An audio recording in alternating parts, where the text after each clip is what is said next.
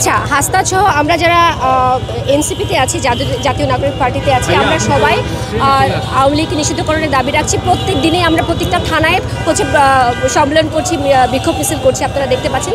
সেই জায়গা থেকে আওয়ামী লীগের একটা ক্ষোভ তৈরি হয়েছে আমাদের উপরে। হাসনাতকে গাজীপুরে পেয়েছে, তো ওর উপরে হামলা হয়েছে। আজকে হাসনাতের উপরে হামলা হয়েছে, আপনারা চুপ আছেন। কালকে আমার উপরে হামলা হবে, আপনারা সেদিনও চুপ থাকবেন। তারপরের দিন আমার অন্য বোনের উপরে, তারপরের দিন আমার অন্য ভাইয়ের উপরে।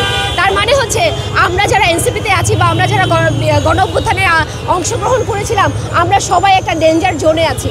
আওয়ামী লীগ যখন সুযোগ পাবে তখনই আমাদের উপরে অত্যাচার করা শুরু করবে, খুন করতে চাইবে। আজকে তো হাসনাত যদি একটু জন্য বেঁচে গেছে, আল্লাহ তাকে বাঁচিয়েছে, নয়তো হাসনাত কিন্তু আজকে মারা যেতে পারতো। তাহলে এই দায়ভার কার হতো? এই দায়ভারটা কে নিত? তখন রাষ্ট্র কি বলতো?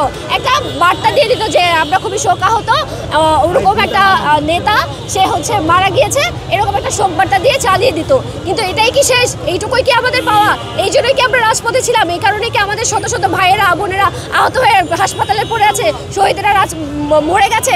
আমার শহীদের ভাইয়ের মেয়ে এই 25-এ এসে, এই আন্দোলনের পরে এসে সুইসাইড করতে হয়, এটা কি পরিমাণ লজ্জাজনক। এখনও যদি আপনারা বলেন যে আওয়ামী লীগকে নিষিদ্ধ করা যাবে না, এই প্রবলেম সেই প্রবলেম, এই ধরনের ঘটনা, নানান কিসিমের কথা বলে আমাদের কালক্ষেপণ করতে চান, আমাদের দৃষ্টিকে আপনারা অন্যদিকে নিতে চান, তাহলে আপনারা ভুল করছেন।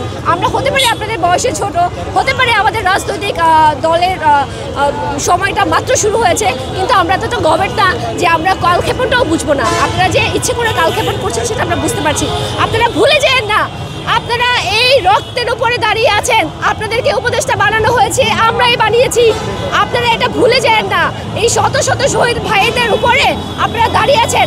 আজকে যদি আওয়ামী লীগকে নিষিদ্ধ না করা হয়, নির্বাচনে যদি তাদেরকে অংশগ্রহণ করতে দেওয়া হয়, আর এরকম যদি হাসনাতের মতো মানুষের প্রতি, আমাদের ভাই বোনের প্রতি যদি এরকমভাবে হামলা হয়, তাহলে এটা ভীষণ লজ্জাজনক এবং আপনাদের জন্য এটা শেম। প্লিজ এটা আপনারা হতে দিয়েন না।